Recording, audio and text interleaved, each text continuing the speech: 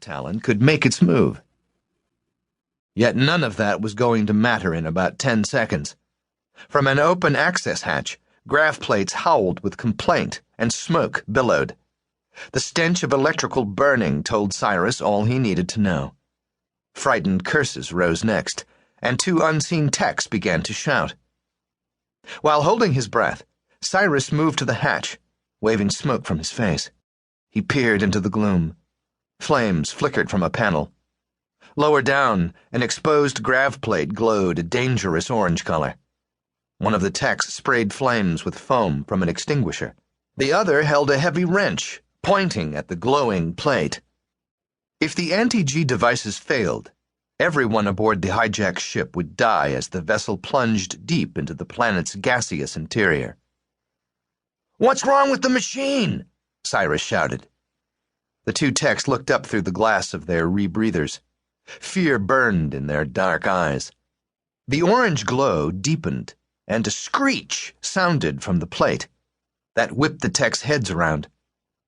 The one with the extinguisher shouted incoherently, aiming his device at the radiating grav plate. The second tech lowered his shoulder, shoving his mate aside.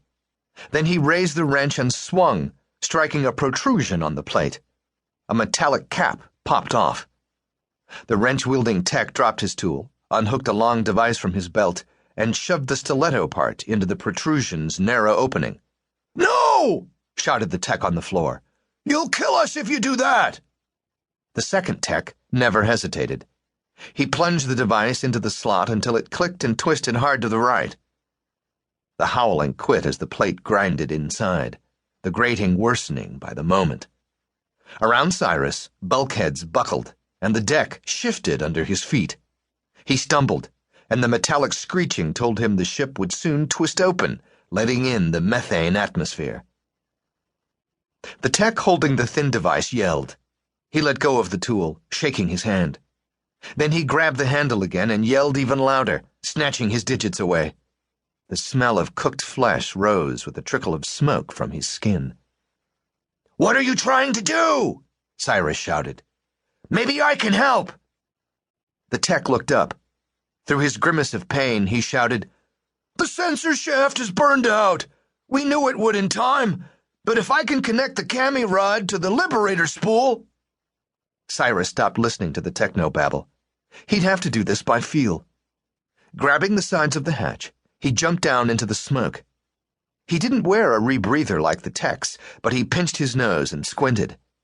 He was a lean young man with steely muscles. He was also a psionic special from Earth. With his low-grade mental ability, rated 4th class, he'd helped power the faster-than-light drive that had allowed the teleship Discovery to reach the Fenris system. The Kresh had captured the teleship, and now they attempted to replicate the sabotaged star drive at High Station 3. "We're doomed!" shouted the tech with the burned hand.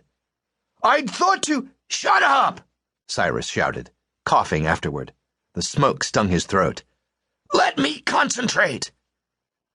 Despite the electrical smoke and the burnt stench, and his coughing, he closed his eyes and gathered his telekinesis. Reaching out with it, he sensed what the tech had attempted to do. A red-hot rod had fused in its chamber. If he could move it— that must be the liberator spool. A flare in Cyrus's cranium told him he'd have a headache after this. Clenching his teeth, he mentally freed the fused metal. He dissipated heat, and that made his noggin hurt badly. This was harder than he realized. Concentrating, he blasted the rod with telekinesis, nudging it, and automated sequences finally took over. The grinding stopped. So did the torturous screeching all around him. The bulkheads quit shaking, and the cyclone sounds powered down.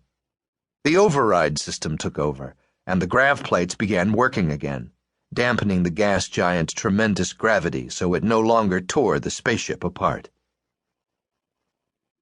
A ferocious headache pounded to life, making Cyrus nauseous. He must have used more psionic strength than he realized. His fingers dropped away from his nose. He inhaled smoke, and his head jerked back at the acrid bite in his nostrils. He began to cough harder than